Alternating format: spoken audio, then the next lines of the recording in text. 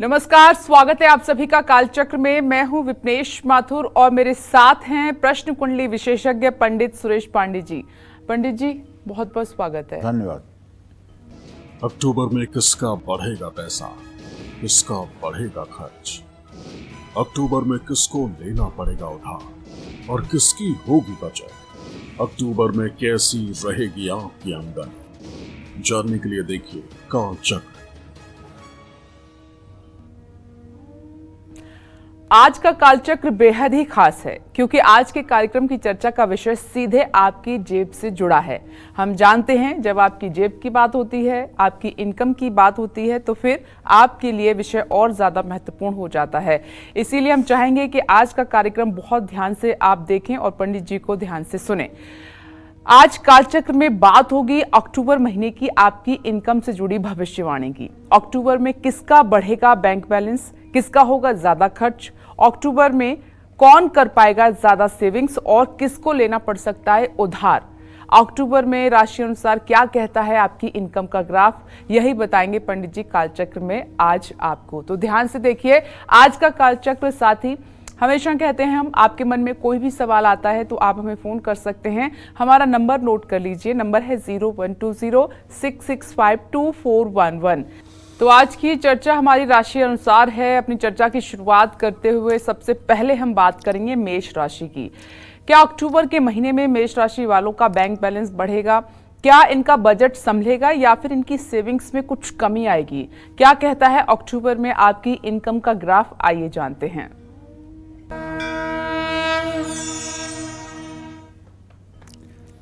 देखिए, अक्टूबर के महीने में मेष राशि के जो जातक हैं उनकी आमदनी में उतार चढ़ाव बना रहेगा। बकरी शनि आपके एकादश भाव में 11वें स्थान में बैठकर आपको थोड़ी सी राहत देंगे। आमदनी के स्रोत जैसे थे वैसे ही बने रहेंगे। दैनिक आमदनी भी अच्छी रहेगी। शनि कृपा से आपके पास धन की कमी नहीं रहेगी। लेकिन 12वें भाव में राहु, छठे भाव में सूर्य, बुध और केतु के होने से आपके खर्चे बहुत बढ़ जाएंगे। व्यर्थ के कार्यों और चीज़ों में आपके धन की बर्बादी हो सकती है। घर के किसी सदस्य की सेहत पर भी धन खर्च करना पड़ सकता है। 9 अक्टूबर से वक्री बृहस्पति आपको थोड़ा लाभ देंगे। इस महीने आपका तनाव खर्चों के कारण ही बढ़ सकता है, लेकिन शनि देव के कारण आमदनी में कमी ना आने से और आय और व्यय का संतुलन बना रहेगा। संपत्ति में निवेश करने के लिए महीने के शुरुआती 2 हफ्ते आपके लिए बहुत अच्छे हैं। महीने के अंत में संपत्ति खरीदने और बेचने से बचें। चल अचल संपत्ति से जुड़ा निवेश महीने के अंत में ना करें। कारोबार में निवेश करने से आपको लाभ मिल सकता है। पैसा कमाने में जल्दबाजी ना करें वरना बुरे फंस सकते हैं। शेयर बाजार में भी आपको सावधान रहना चाहिए। और इस पूरे महीने आपको, यदि आपकी मेष राशि है तो आपको नित्य प्रातः सूर्य को अर्घ देना चाहिए और हनुमान चालीसा का पाठ करना चाहिए। इससे आपके बिगड़े काम भी बनेंगे। जय मां विंध्यवासिनी। तो देखिए, लगातार राशि अनुसार हमारी चर्चा जारी रहेगी, लेकिन कल आपको बता दें पितृ विसर्जनी अमावस्या है। ऐसे में पिंडदान से जुड़ा एक सवाल भी आपके मन में होगा, हमारे भी मन में है। पंडित जी से वो जान लेते हैं। पिंडदान करने के बाद श्राद्ध ही नहीं करते हैं कुछ लोग, क्या ये सही है पंडित जी? नहीं करना चाहिए। पिंडदान श्राद्ध करना चाहिए क्योंकि मनुष्य के अनंत कोटि जन्म हो गए हैं, केवल ये पहला जन्म नहीं है। और जब आप गया श्राद्ध करते हो या आप पिंडदान तर्पण करते हो तो इस जन्म के अपने से सगे संबंधियों का आपके मन मस्तिष्क में स्मरण होता है कि उनके कल्याणार्थ मैं कर रहा हूँ। और भगवान से भी आप यही कामना करते हैं कि इस जन्म के हमारे जो सगे संबंधी हैं और जो मृत हो चुके हैं, जो प्रेत योनि में, पितर योनि में हैं, उनकी मुक्ति के लिए प्रभु आप कुछ करिए। लेकिन शायद ही बिरला कोई व्यक्ति होगा जो ये कहता होगा कि जो मैंने अनंत कोटि जन्म लिए हैं, कितने बार हमने जन्म लिए हैं और उन जन्मों से संबंधित हमारे जो पितर हैं उनका भी कल्याण हो जाए, ऐसा कहने वाला कोई बिरला ही होगा। तो इसलिए श्राद्ध कर्म तो ऐसा है कि हमारे सनातन धर्म में इसको 365 दिन करने के लिए कहा गया है। प्रतिदिन पितरों को तर्पण करने के लिए कहा गया है, प्रतिदिन पितरों के लिए जल देने की बात कही गई है।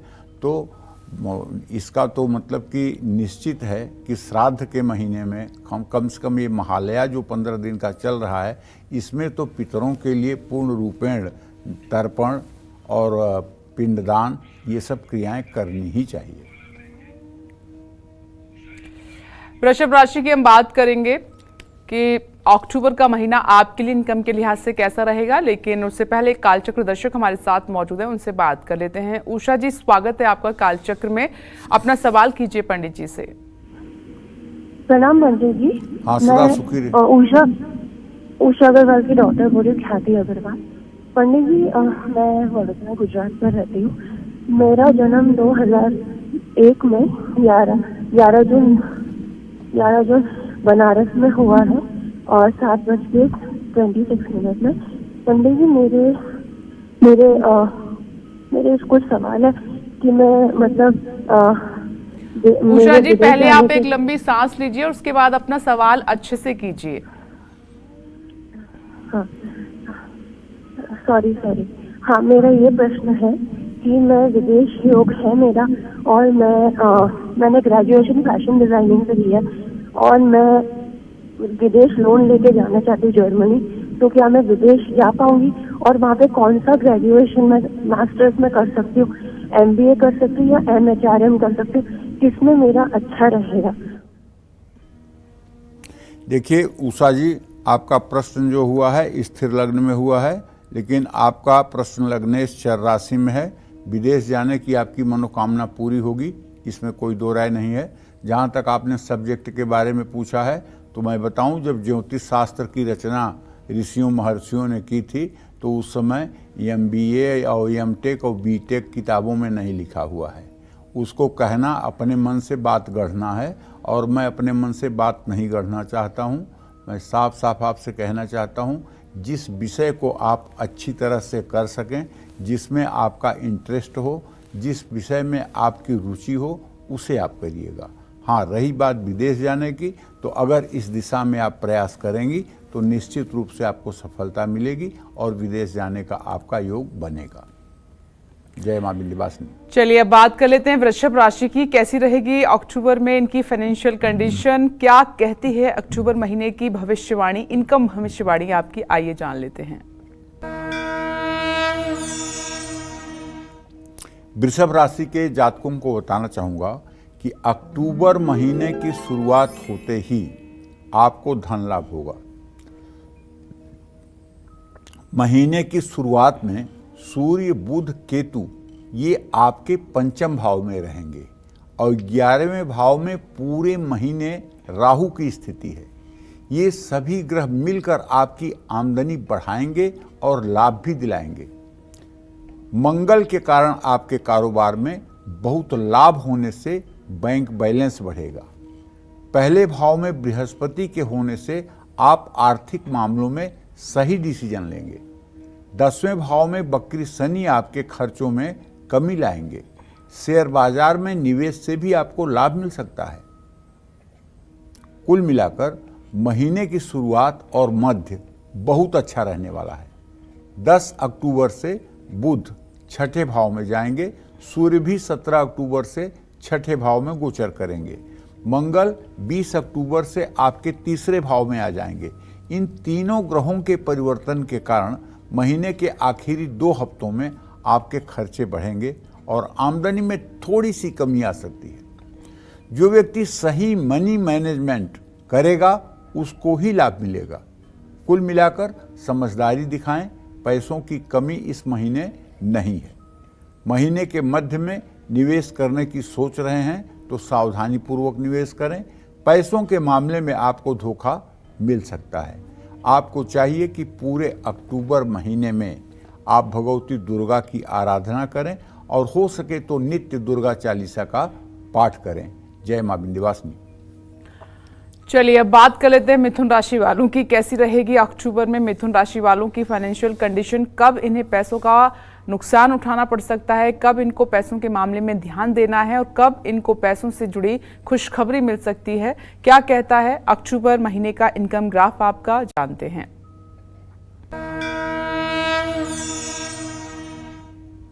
अक्टूबर महीने की शुरुआत में शुक्र 5वें भाव में है। बकरी शनि 9वें भाव में बैठकर 11वें भाव को देखेंगे। इन ग्रहों के कारण आपकी आर्थिक स्थिति मजबूत होगी, लेकिन बृहस्पति के 12वें भाव में होने से आपके खर्चे नहीं रुकेंगे। 9 अक्टूबर से बृहस्पति के बकरी होने से अनियंत्रित खर्चे बढ़ सकते हैं, इन पर आपको ध्यान देना होगा।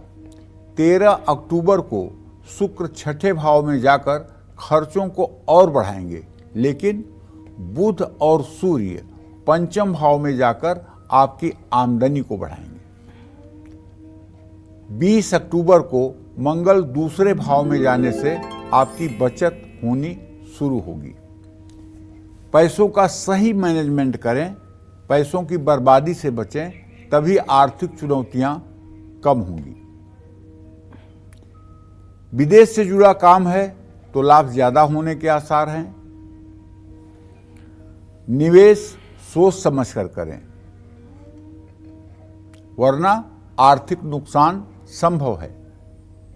और पैसों के लेन देन में पूरी सतर्कता बरतें। तो आपसे ये कहना चाहूंगा कि आप नित्य भगवान गणेश की पूजा उपासना करें और हो सके तो गणेश चालीसा का नित्य पाठ करें। जय मां विंध्यवासिनी। हम डिस्कशन को आगे बढ़ाएं उससे पहले एक और दर्शक हमारे साथ मौजूद हैं फोन लाइन पर। इस वक्त स्वागत है आपका, बक्सर से आप हमारे साथ जुड़े हैं, नाम बताकर सवाल करें। प्रणाम। हाँ, सदा सुखी रहिए। मेरा नाम आलोक है और बक्सर से बोल रहे हैं। जी जी। पंडित जी, हम लोग पूरा परिवार में चर्म रोग से और जोड़ों के दर्द से बहुत परेशान है और इनकम जो होता है उसमें बचत भी नहीं है और कुछ ऊपरी बाधा भी है, पेट बाधा। देखिए आलोक भैया, सही बात यह है कि आपके 6ठे भाव में बुध, सूर्य और केतु की स्थिति है। बुध त्वचा का पक्का कारक है। आपके घर में सिरोसिस जैसी प्रॉब्लम, समस्या पूरे परिवार के लोगों को चल रही है। और द्वादश भाव का राहु, आलोक, द्वादश भाव का राहु प्रेत दोष का संकेत करता है। मैं आपको एक उपाय बताऊंगा और इस उपाय को आप करिएगा, मुझे विश्वास है कि आपके पूरे परिवार को राहत मिलेगी। किसी दिन, जिस दिन अग्निवास हो, किसी योग्य ब्राह्मण से पूछेगा कि किस दिन अग्निवास है पृथ्वी पर। जिस दिन अग्निवास हो उस दिन आप अपने घर में 8000 आहुति महामृत्युंजय मंत्र से हवन करने की कोशिश करिएगा, जिसमें 5 किलो काला तिल, 1.5 किलो देसी घी गाय का, 1 किलो चीनी, आधा किलो शहद, ये सारी चीज़ें मिला करके और 8 लोग हवन कुंड के चारों तरफ बैठ जाइए। 10 माला से हवन करा देंगे, 8000 आहुति हो जाएगी। और शंकर जी का अभिषेक कर दीजिए। शिव जी का पहले अभिषेक करके उसके बाद में हवन का आयोजन कर दीजिए। इस हवन का परिणाम ये होगा कि आपके घर से जो पितृदोष की छाया, पितर दोष की, जो प्रेत दोष की छाया है, वो धीरे धीरे समाप्त हो जाएगी। ये हवन आपको हो सकता है 2 से 3 बार करवाना पड़े 4-4 महीने पर, तब जाकर के प्रेत दोष से मुक्ति मिलेगी। क्योंकि ये परेशानी आपकी आज से नहीं है, ये परेशानी आपकी काफ़ी लंबे समय से चल रही है। तो ये हवन आपको हो सकता है 2-3 बार करवाना पड़े। और दूसरी बात, घर में कोई एक व्यक्ति नित्य प्रातः काल स्नान करके सूर्य को अर्घ्य दे और तांबे के हवन कुंड में आम की लकड़ियां रख करके कपूर से जलाएं और एक कटोरी में 4 चम्मच गाय का घी, 1 चम्मच काला तिल, 1 चम्मच शहद, 1 चम्मच चीनी मिला करके और चांदी के चम्मच से गायत्री मंत्र बोलते हुए ओम भूर्भुवः स्वः तत्सवितुर्वरेण्यं भर्गो देवस्य धीमहि धियो यो नः प्रचोदयात् स्वाहा हवन करें। ये हवन की प्रक्रिया कम से कम 24 महीने तक जारी रखिए। इससे सबके चर्म रोग ठीक होंगे और घर का प्रेत दोष भी नष्ट होगा और आप लोग सुखी जीवन की तरफ आगे बढ़ पाएंगे। जय मां विंध्यवासिनी। तो जैसा कि हमने बताया कि कल पितृ विसर्जनी अमावस्या है, ऐसे में कोई श्राद्ध नहीं कर सकता है और सिर्फ दान देना चाहता है, तो पंडित जी वो कौन कौन सी चीजें हैं जो दान में दी जा सकती हैं? देखिए, पहली बात तो यह है कि अगर आप श्राद्ध नहीं कर सकते हैं, दान देना चाहते हैं, तो सबसे उत्तम दान है, भगवान ने श्रीमद् भागवत महापुराण में कहा है कि यज्ञशाला में अग्नि में आहुति जो हव्य की दी जाती है, मैं उससे उतना संतुष्ट नहीं होता हूं जितना ब्राह्मण के मुख में भोजन पवाया जाता है तो मैं संतुष्ट होता हूं। ये श्रीमद् भागवत महापुराण का कथन मैं कह रहा हूं जी, अपने मन से नहीं कह रहा हूं। अगर आप श्राद्ध नहीं कर पा रहे हैं, पिंडदान नहीं कर पा रहे हैं, तर्पण नहीं कर पा रहे हैं, तो पूजा पाठ के काम में लगा हुआ कोई ब्राह्मण जो पूजा पाठ से अपनी आजीविका चलाता हो, ब्राह्मण जाति के तो बहुत लोग हो सकते हैं ना, उनकी बात नहीं कर रहा हूं, जिनके आजीविका का सहारा पूजा पाठ हो, जो पूजा पाठ करके ही अपने परिवार का गुजर बसर करते हों, ऐसे लोगों को कच्चा सीधा चावल, दाल, आटा, सब्जी, नमक, तेल, घी, सारी वस्तुएं इकट्ठा करके और श्रद्धा के साथ कल ले जा करके मंदिर में या जहां वो मिले वहां दान करना चाहिए। और मात्रा इतनी होनी चाहिए कि उनके पूरे परिवार के एक दिन का, एक समय का जो है भोजन उससे तैयार हो सके जी। और ये जितना श्रद्धा से कर दिया जाएगा उतना आपके पितरों को उत्तम फल मिलेगा, इसमें कोई संशय नहीं है। जय मां विंध्यवासिनी। चलिए आगे बढ़ते हैं और अब कर्क राशि की बात कर लेते हैं। कैसी रहेगी अक्टूबर महीने में कर्क राशि वालों की फाइनेंशियल कंडीशन, और अक्टूबर में कब इनको लेन देन में बहुत ज़्यादा सावधानी आपको बरतनी है, और आमदनी बढ़ाने में कब आप सफल रहेंगे, क्या कहता है अक्टूबर महीने का आपका इनकम ग्राफ, जानते हैं।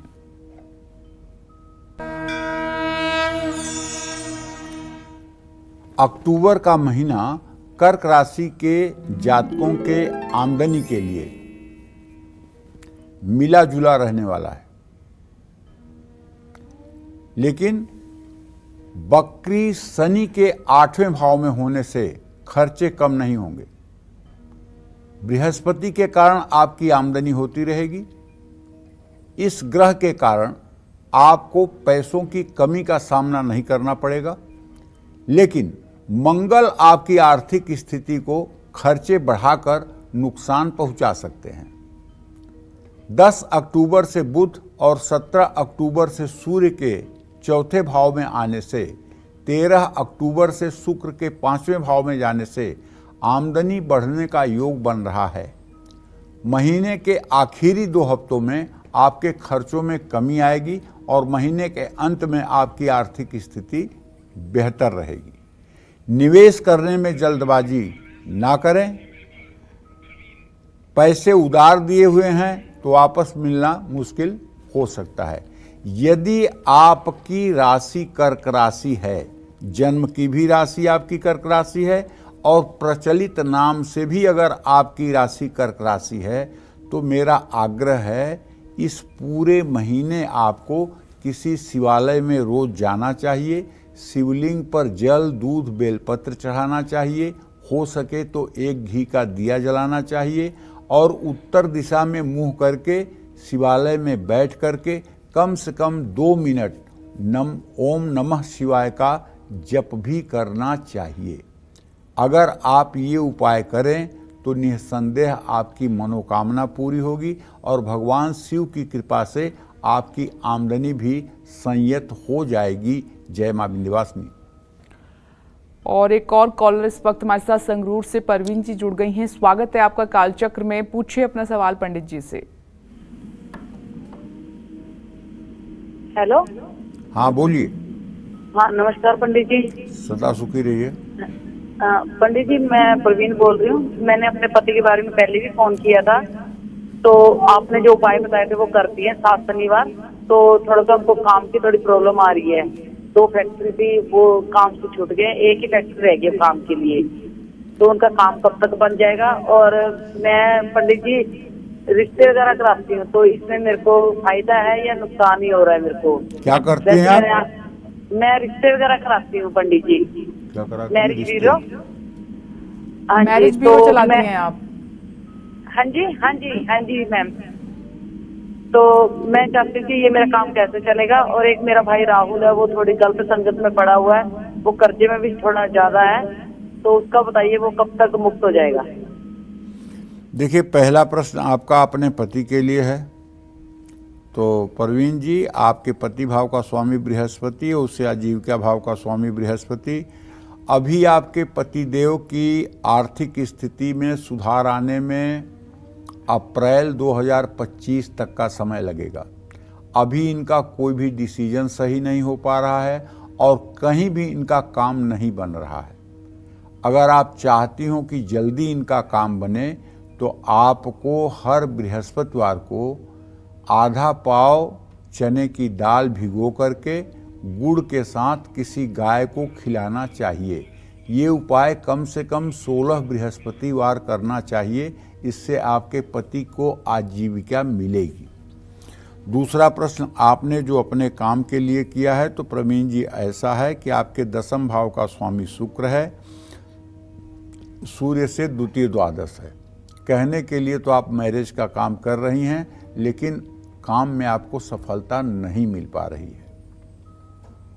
अगर ये कहा जाए कि इससे आपकी रोजी रोटी नहीं चल रही है तो कोई बड़ी बात नहीं है। हाँ, इस काम में अगर आप लगी रहें तो हो सकता है कि 2025 में अक्टूबर नवंबर के बाद कुछ काम आपके बनने लगेंगे। जहाँ तक प्रवीण आपने अपने भाई के बारे में पूछा है, तो उसके बारे में तो यही कहना चाहूँगा कि व्यय भाव में शुक्र है, कर्जे तो है ही हैं। कर्जों को अगर उन्हें उतारना है तो नित्य ऋण मोचन मंगल स्तोत्र का पाठ करें और भूल करके भी किसी से मंगलवार को कर्ज न लें। इससे धीरे धीरे कर्ज उतरने में सहायता मिलेगी।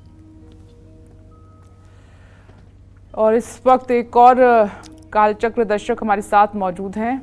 रूप कुमार जी, स्वागत है आपका कालचक्र में। आप अपना प्रश्न पंडित जी से कीजिए। नमस्कार पंडित जी। हाँ, नमस्कार। पंडित जी, रूप कुमार शर्मा, मेरा जन्म स्थान अजमेर राजस्थान है। मैं गुड़गांव में रहता हूँ अभी जी। वर्तमान में। पंडित जी, मैं प्रॉपर्टी डीलर का काम करता हूँ कमीशन बेस पे। मेरा 4-5 साल से ना काम नहीं चल रहा है, तो आप मुझे थोड़ा सलाह दें मैं क्या करूँ?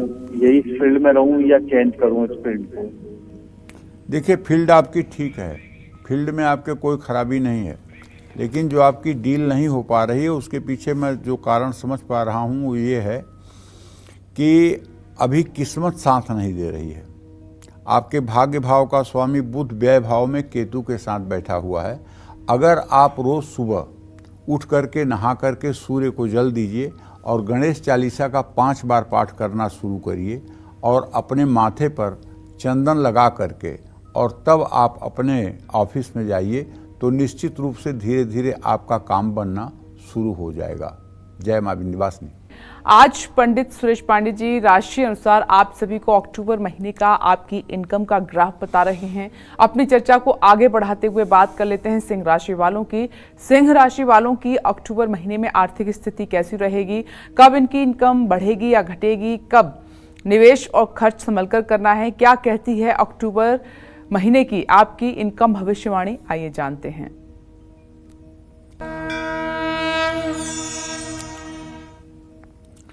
देखिए, सिंह राशि के जातकों को कहना चाहूँगा कि अक्टूबर का महीना सिंह राशि के जातकों के आमदनी के लिए अच्छा रहने वाला है। महीने की शुरुआत में मंगल 11वें भाव में आमदनी के स्थान में रहेगा। बृहस्पति की दृष्टि आपके धन भाव पर रहेगी, जहाँ पहले से ही केतु है। इन सभी ग्रहों के कारण आपको महीने के शुरुआत के 2 हफ्तों में धन की कमी नहीं होगी। 20 अक्टूबर से मंगल के 12वें भाव में जाने से आपके खर्चे बढ़ सकते हैं। खास करके आपका पैसा भाई बहनों के ऊपर खर्च हो सकता है। 8वें भाव में राहु के होने से आपको कई यात्राएं भी करनी पड़ेंगी। जिससे फिजूल खर्ची भी बढ़ेगी। लेकिन खर्च के बावजूद आपके सामने आर्थिक चुनौतियां नहीं आएंगी। आमदनी ठीक रहेगी, बचत कर पाएंगे, पैसा कमाने के लिए आइडिया आपके पास होगा। निवेश करने के लिए भी महीना शुभ है। दिया हुआ उधार वापस मिल सकता है। बस आप एक काम करिए कि रोज सुबह सूर्योदय के समय उठ जाइए सो करके, और स्नान करके नित्य क्रिया से निवृत्त होकर के भगवान सूर्य को अर्घ दीजिए। 3 बार में जल गिराइए और कहिए, ओम ब्रह्म स्वरूपिणे सूर्यनारायणाय नमः।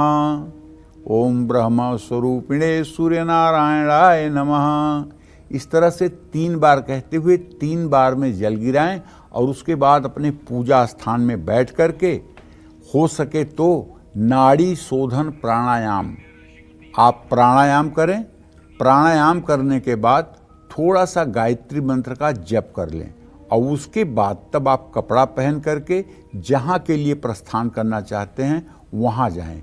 जहाँ भी आप जाएंगे वहाँ सफलता लेकर आएंगे, क्योंकि आपका आत्मविश्वास आपके बिगड़े हुए काम भी बना देगा।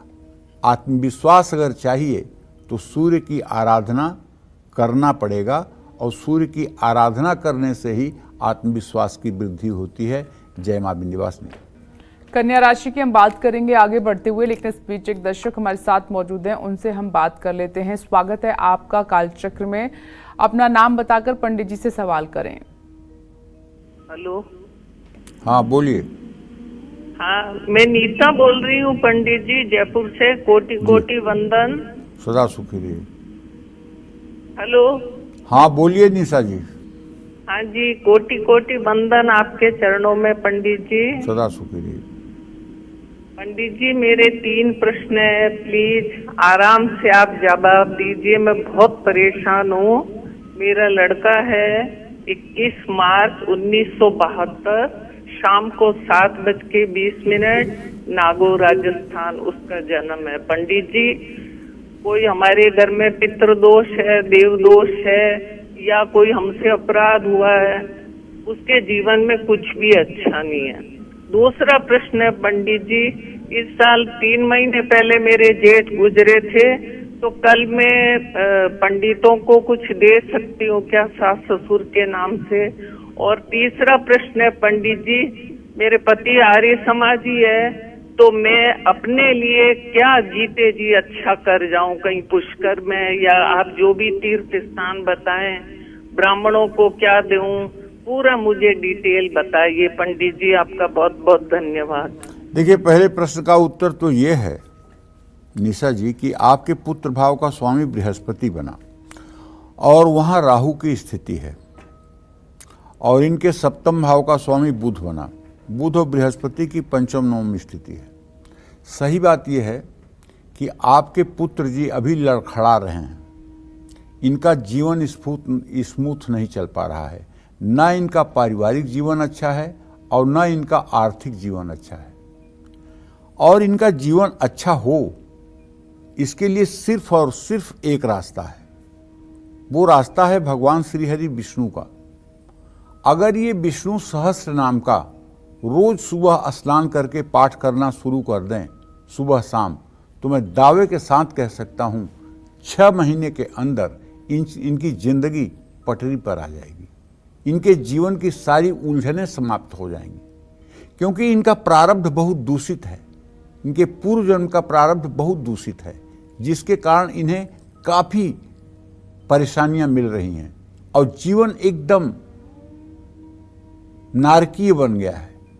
इन सब चीज़ों से निकलने के लिए विष्णु सहस्त्र नामावली का सुबह शाम अगर पाठ करना शुरू कर दें और 6 महीने तक ये पाठ करें और भगवान विष्णु की पूजा करें, नित्य प्रातः सूर्य को अर्घ दें, तो जरूर सुधार होगा।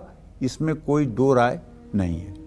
जहाँ तक आपने पूछा है पितरों को कुछ देने के लिए, तो कल पितृ विसर्जन अमावस्या है। जरूर आपको अपने शक्ति और सामर्थ्य के अनुसार दान करना चाहिए। आर्य समाज में मृतक भोज और श्राद्ध कर्म को बहुत मान्यता नहीं दी गई है, लेकिन मैं आपको बताना चाहूँगा सनातन धर्म कहता है कि हम जो कुछ भी देते हैं वो हमारे पितर ईश्वर के माध्यम से प्राप्त करते हैं। जैसे हमें किसी को पैसा भेजना है, किसी के अकाउंट में ट्रांसफ़र करना है, तो पहले हमें बैंक में जाना पड़ेगा, बैंक के थ्रू ही वो पैसा ट्रांसफ़र होगा। उसी तरह से जब हम भगवान को कोई चीज़ समर्पित करते हैं, चाहे अपने द्वारा किया हुआ जप, चाहे अपने द्वारा किया हुआ कोई जप तप, जब भगवान को समर्पित करते हैं तो भगवान उसे अरेमा जो पितरों के देवता हैं वो उसे ले जा कर के हमारे पितरों तक पहुंचाते हैं। तो ये अच्छा विचार आपके मन में आया है। आप यथासंभव जो कुछ भी वस्तुएं अपने पितरों के लिए दान करना चाहती हैं कल जरूर करिएगा, निश्चित रूप से इससे आपको लाभ मिलेगा। जय मां विंध्यवासिनी। आगे बढ़ते हैं और कन्या राशि की अब बात कर लेते हैं। अक्टूबर महीने में कन्या राशि वालों को क्या धन लाभ होगा? क्या अक्टूबर में इनको पैसों के लेन देन और निवेश से बचना है? क्या कहती है अक्टूबर महीने की इनकी इनकम भविष्यवाणी? आइए जान लेते हैं।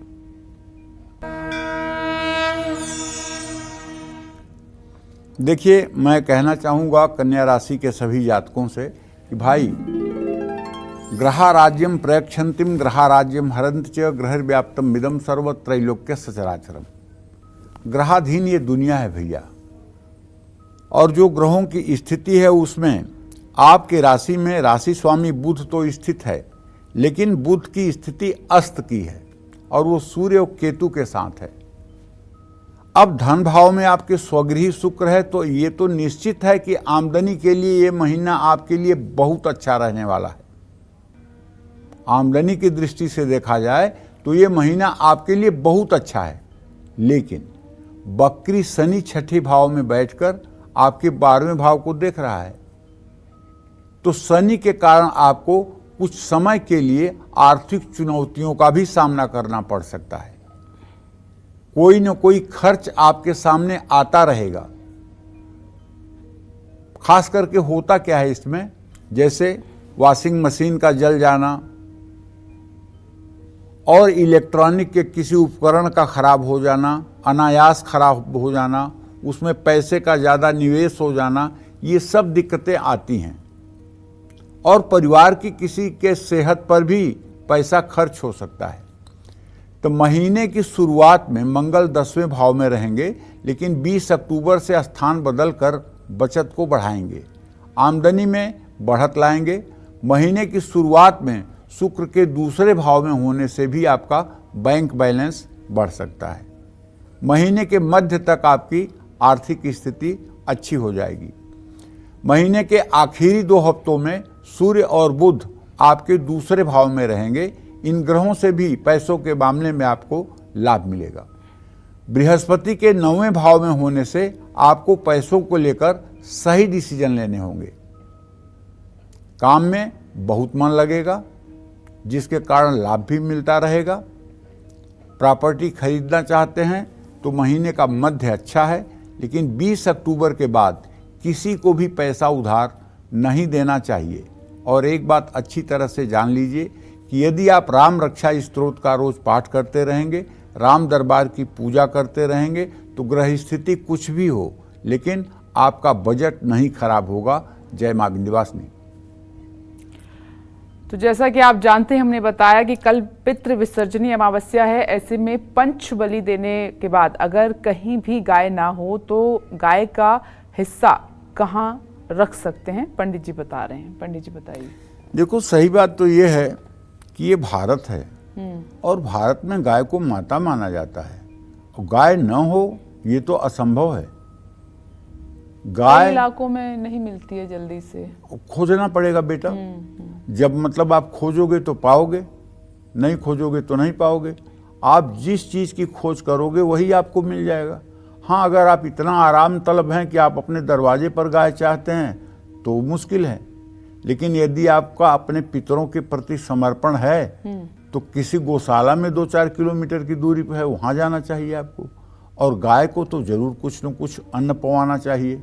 और इसके साथ अगर आपकी शक्ति सामर्थ्य जरा सा भी है तो कल के दिन जाकर 10-20 गायों को हरा चारा पवाना चाहिए। इससे आपके पितर निश्चित रूप से उन्नति को प्राप्त होंगे, उनका कष्ट कम हो जाएगा। और जहाँ तक पंचबली का सवाल है, तो पंचबली में काक बलि आती है, स्वान बलि आती है, गौ बलि आती है। तो इस तरह से कौवे को भी रोटी खिलानी चाहिए।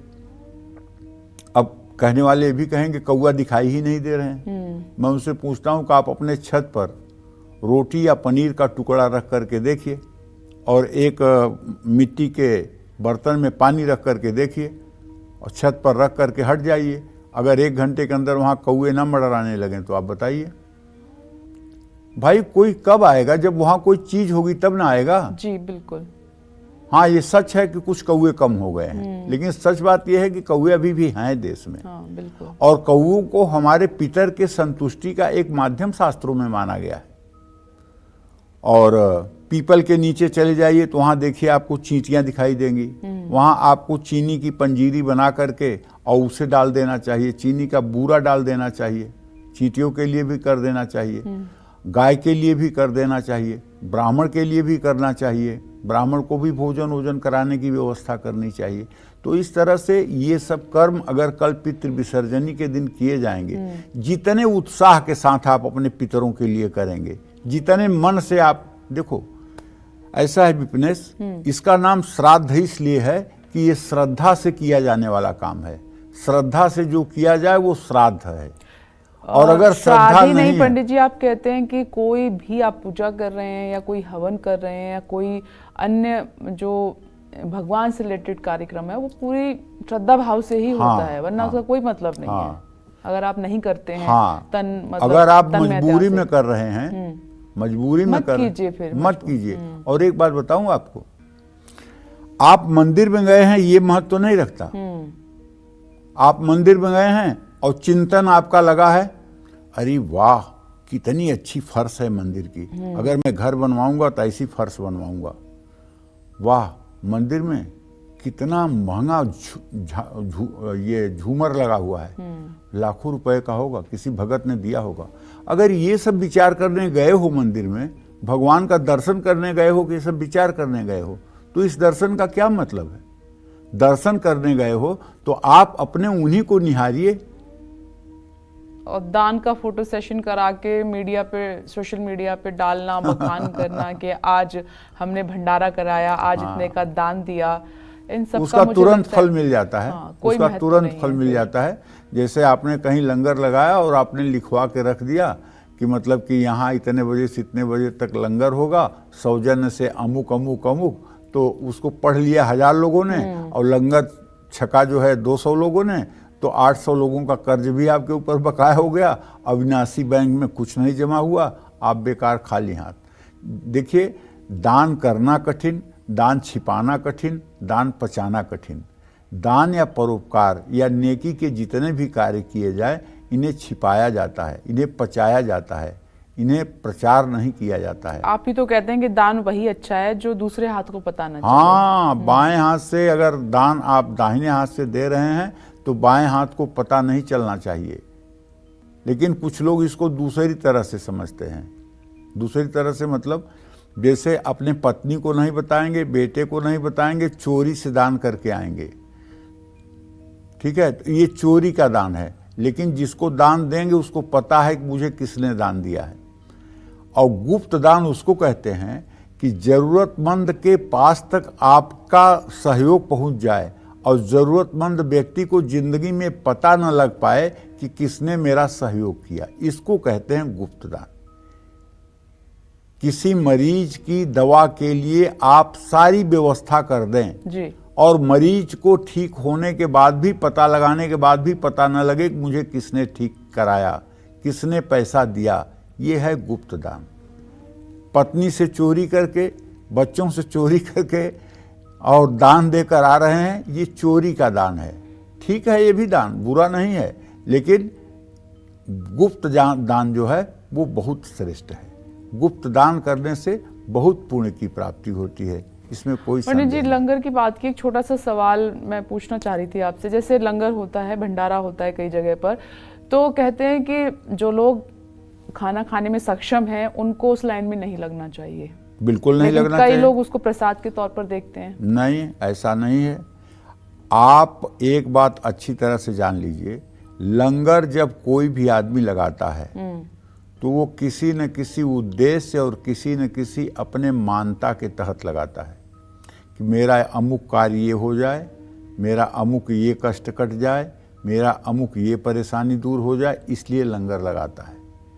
और यदि आप गृहस्थ हैं, यदि आप कमाते हैं और लंगर में आप भोजन छक रहे हैं तो आपका पुण्य क्षीण हो रहा है। अगर आप लंगर में खाना मजबूरी है आपकी, कोई ऐसी बात है कि आप भोजन करेंगे ही, तो अगर आप 100 रुपये का भोजन कर रहे हैं तो वहाँ 500 रुपया दान पेटी में डाल करके ही हटिए, वरना आपका सारा पुण्य चला जाएगा। और कोई प्रसाद समझ के थोड़ा सा खाना चाह रहा है तो, क्योंकि बस भगवान के चरणों पे चढ़ा हुआ तो सब प्रसाद है। प्रसाद तो ऐसे तर्जनी और अंगूठे से पकड़ करके ग्रहण किया जाता है। तर्जनी और अंगूठे से पकड़ करके एक मतलब कि एक छोटी सी बूंद की तरह उस प्रसाद को ग्रहण किया जाता है। पेट भरने के लिए उसको ग्रहण नहीं किया जाता है। लंगर में हम खाने की मनाही नहीं कर रहे हैं, लेकिन लंगर में अगर खाइए 100 रुपये का खाइए तो कम से कम 500 रुपये वहाँ दे कर आइए। अपने ऊपर जो है प्रारब्ध अपना मत खराब करिए, प्रारब्ध मत खराब करिए। तो ये, और ख़ास करके अगर आप किसी धर्म स्थान में गए हैं और आप गृहस्थ हैं, आप दर्शन पूजन के लिए गए हैं, तब तो आपको लंगर नहीं खाना चाहिए, क्योंकि आप गृहस्थ हैं तो आप अपने से ही अपना भोजन और आहार और नाश्ता करें। ठीक है, देखिए जानना ज़रूरी था। उम्मीद है कि ये सब बातें आपको क्लियर हो गई होंगी। चलिए अब तुला राशि की हम बात कर लेते हैं। अक्टूबर में तुला राशि वालों को कब ज़्यादा पैसा खर्च करना पड़ सकता है और कब इनका बजट संभलेगा, क्या कहता है अक्टूबर का इनका इनकम ग्राफ, आइए जान लेते हैं।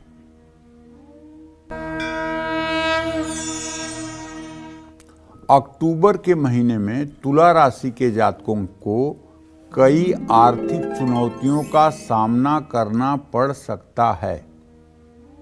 ऐसा मैं इसलिए कह रहा हूं कि एक तरफ बकरी शनि 5वें भाव में बैठकर आपकी आमदनी को बढ़ाने का पूरा प्रयास करेंगे।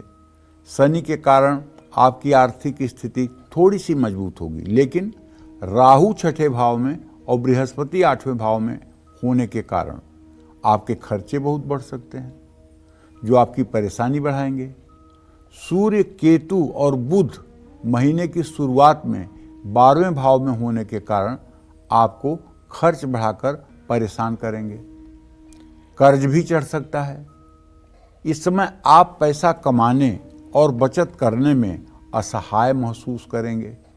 हालांकि 20 अक्टूबर से मंगल के 10वें भाव में आने से, बुध और सूर्य तुला राशि में जाने से आपके खर्चों में धीरे धीरे कमी आएगी। महीने के अंत में आपका बैंक बैलेंस बढ़ेगा। काम में जुड़ी यात्राएं आपके लिए आर्थिक स्थिति को मजबूत करने वाली होंगी। उधार दिया हुआ पैसा भी आपका वापस मिल सकता है। अगर कोई विदेश से जुड़ा आप काम करते हैं, एक्सपोर्ट इंपोर्ट का, उसमें भी आपको लाभ मिल सकता है। कहना तो आपसे ये चाहूँगा कि अक्टूबर महीने में नवरात्रे भी आ रहे हैं। इन 9 दिनों में अगर आप व्रत कर लें और इन 9 दिनों में अगर आप हर दिन 100 पाठ दुर्गा चालीसा के कर लें, तो मैं गारंटी के साथ कहता हूँ अक्टूबर क्या, पूरा साल आपका मंगलमय रहेगा। आप जहाँ कदम रखोगे सफलता आपकी दासी बन जाएगी। बस पूरे नवरात्र 9 दिन सुचिता पूर्वक व्रत को करिए। कहीं बाहर से कुछ मत खाइए, व्रत की चीजें घर में ही बनाकर खाइए और 100 बार दुर्गा चालीसा का पाठ करिए। 50 बार सुबह, 50 बार शाम, और भगवती दुर्गा की आराधना करिए। आप 9 दिन कर लीजिए ये उपाय। अगर पूरे साल कभी आपका जेबा खाली हो, कभी आपकी जेब खाली हो, कभी आपको आर्थिक तंगी महसूस हो, तो कहिएगा। जय मां विंध्यवासिनी। चलिए अब बात कर लेते हैं वृश्चिक राशि की। अक्टूबर में कब मिलेगी वृश्चिक राशि वालों को पैसों से जुड़ी अच्छी खबर और कब इनका खर्च ज्यादा बढ़ सकता है। आपका अक्टूबर महीने का इनकम ग्राफ कैसा रहेगा, जान लेते हैं।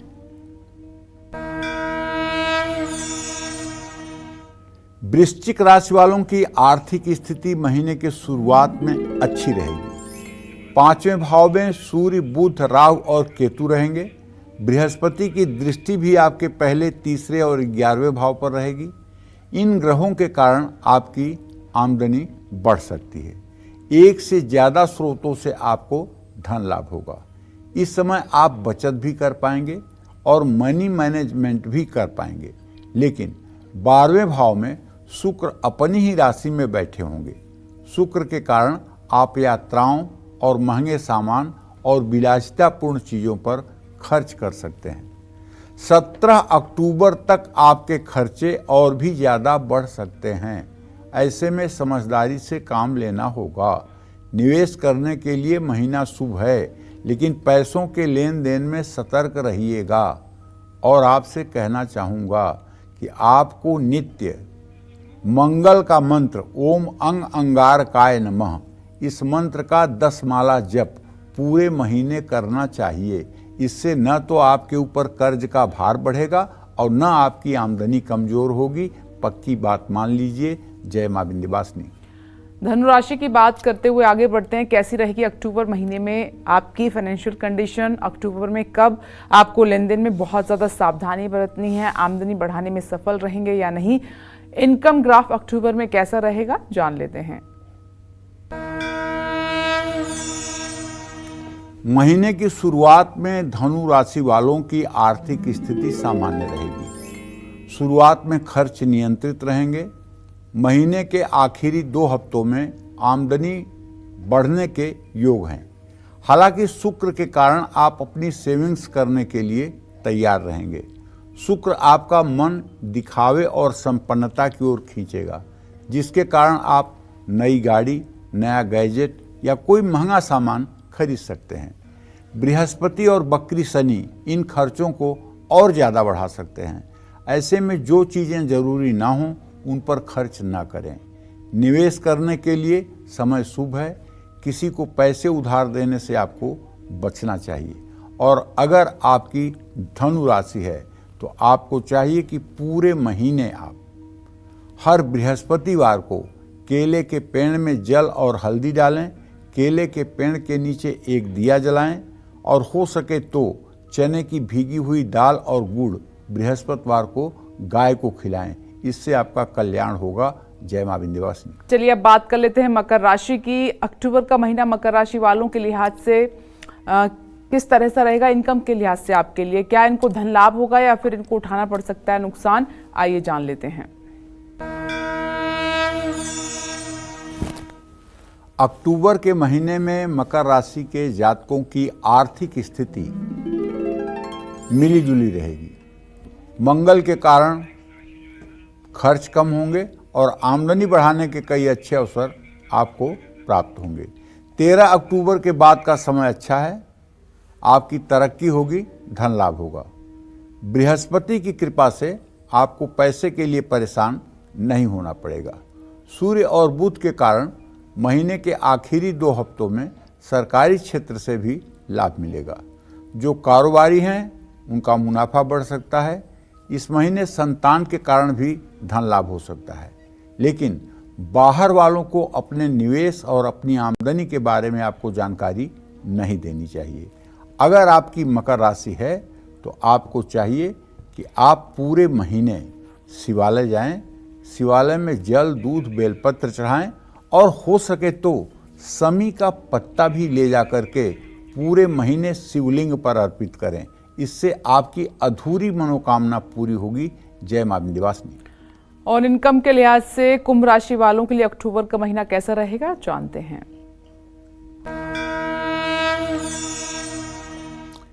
देखो, कुंभ राशि के जातकों को बताना चाहूँगा कि अक्टूबर के महीने में आर्थिक स्थिति में थोड़ा सा अप डाउन रहेगा। दूसरे भाव में राहु के होने से बचत करने में मुश्किल आएगी। हालांकि 8वें भाव में बैठा सूर्य, बुध और केतु गुप्त स्रोत से धन लाभ करा सकता है। लेकिन शुक्र के कारण आप अपनी सुख सुविधाओं पर जरूरत से ज़्यादा खर्च कर देंगे। दिखावा करने के चक्कर में भी आप कुछ बड़े खर्चे कर सकते हैं। महीने के आखिरी 2 हफ्तों में आपके खर्चों में थोड़ी कमी आएगी। अक्टूबर महीने में आपको संभल कर रहना होगा, निवेश करना ठीक नहीं होगा, ऐसे में रिस्क न लें। पैसों के मामले में आपको धोखा मिल सकता है, सतर्क रहें। जय मां विंध्यवासिनी। और ईमेल कुंडली विजेता रितु जी इस वक्त हमारे साथ फोन लाइन पर मौजूद हैं। रितु जायसवाल जी, स्वागत है आपका और मुबारकबाद। अपना सवाल आप पंडित जी से कर सकती हैं। पंडित जी प्रणाम। सदा सुखी पंडित रहिए। जी, पंडित जी मैं सीए फाइनल में हूँ, मैं सीए कब तक बन पाऊंगी? मेरी शादी कब होगी? मेरी सरकारी नौकरी लगेगी या नहीं? अगर नहीं लगेगी तो क्या प्राइवेट कंपनी में अच्छी जॉब मिलेगी? देखो बेटा, ऐसा है कि आपका शुक्र की महादशा चल रही है, राहु की अंतरदशा चल रही है। शुक्र और राहु की अंतरदशा और दशा चल रही है। शुक्र आपका 7वें भाव में बैठा हुआ है। विवाह में तो अभी भी आपके विलंब हो चुका है, काफ़ी विलंब हो चुका है। ऐसे में बताना चाहूँगा कि अभी विवाह का योग अप्रैल 2025 के बाद ही बन पा रहा है। जहाँ तक सीए की पढ़ाई का सवाल है तो इसमें आपको सफलता मिल सकती है, लेकिन आप रोज़ सूर्य को जल देना शुरू करिए और ओम घृणी सूर्याय नमः का 10 माला रोज़ जप करना शुरू करिए, जिससे आपका कॉन्फिडेंस एग्ज़ाम में बरकरार रहे और आप अपने एग्ज़ाम को ठीक ढंग से पूरा कर पाएँ। विवाह अप्रैल 2025 से लेकर नवंबर दिसंबर 2025 तक होने की पूरी संभावना बनी हुई है। लेकिन ध्यान दीजिएगा, आप मंगली हैं। मंगल आपके कुंडली के 4थे भाव में बैठा हुआ है। इस कारण से ही आपके विवाह में इतना विलंब की स्थिति हुई है। मांगलिक लड़का होगा तो आपका दाम्पत्य जीवन सुखमय रहेगा।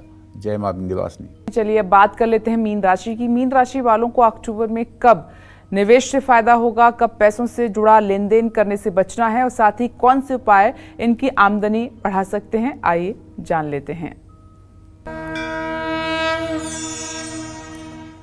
अक्टूबर के महीने में मीन राशि वालों के जातकों को बताना चाहूँगा कि आपका खर्च ज़रूरत से ज़्यादा बढ़ सकता है।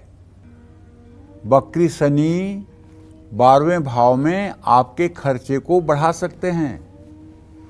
महीने की शुरुआत में 8वें भाव में सूर्य और बुध बैठकर महीने के आखिरी 2 हफ्तों में शुक्र 8वें भाव में बैठकर खर्च बढ़ाकर आपको आपकी परेशानियों को दोगुना कर सकते हैं।